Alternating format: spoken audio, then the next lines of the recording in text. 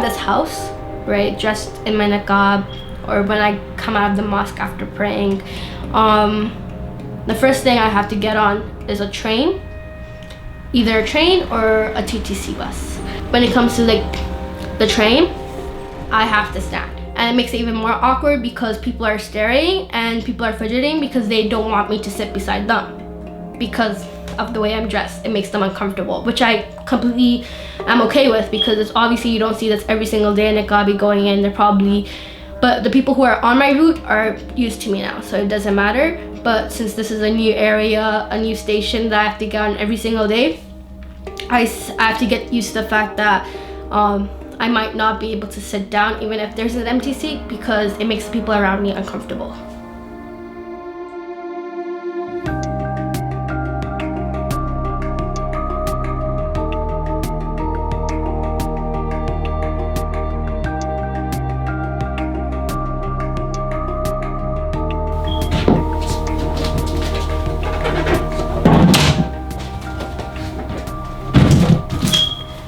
It's kind of ironic because these are my science textbooks that I'm using, and I just ditched science to do something that I'm really passionate about, which is politics.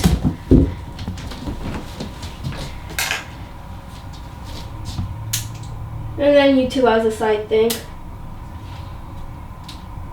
Okay, so just set this baby up here, see my hijab is on right, see if my eyes are clear enough, and yeah, can get my hand gestures in, get some attitude, and yeah, that's basically how I film my videos. I consider myself a Jill of all trades and a master of none. I help people get more woke through my Facebook and YouTube channel, which I recently started, and I'm a contributor to different blogs.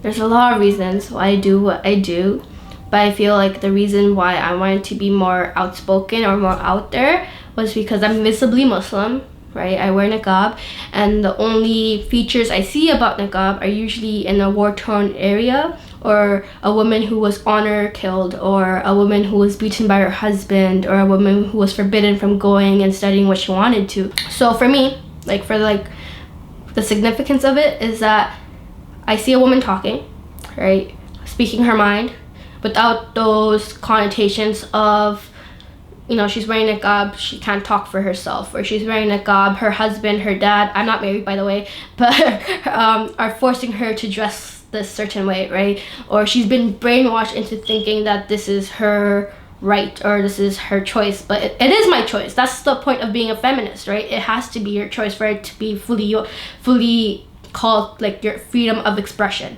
For me, with the intentions of it being that it's my choice, the significance that I see is that woman shedding those connotations, right?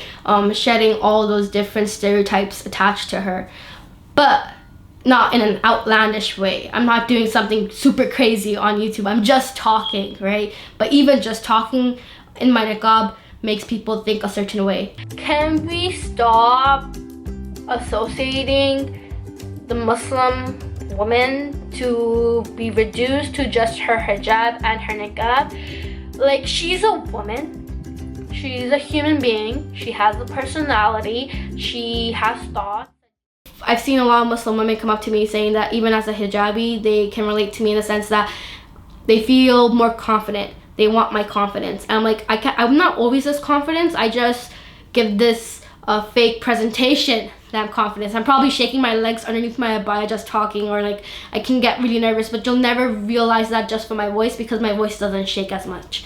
I feel like Muslim women in general are just happy to see a representation of a Muslim woman beyond the fact that she's doing something crazy, or beyond the fact that she's dressing really fashionably, because I'm just a nerd, okay? I don't have any type of fashion sense. I'm just like your, I don't know, normal person on the street, your neighborhood girl, right? I have my hoodies, I relax, I just chill, but I'm not that Muslim girl on vlog, or I'm not that Muslim girl with her own office. I'm just a Muslim girl in her room doing her own thing. I think people can relate to that because they probably are doing their own things too.